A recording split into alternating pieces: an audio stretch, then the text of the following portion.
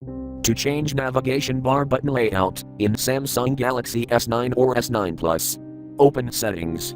From a home screen, swipe up or down from the center of the display to access the apps screen. Tap Settings.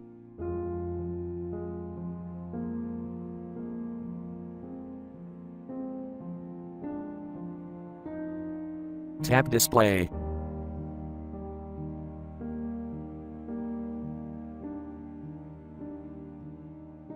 Scroll down.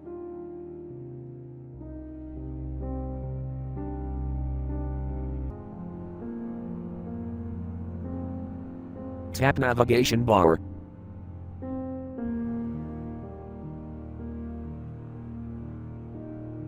Scroll down.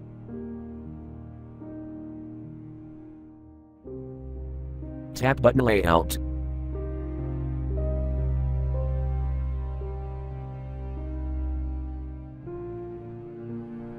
Select option you want.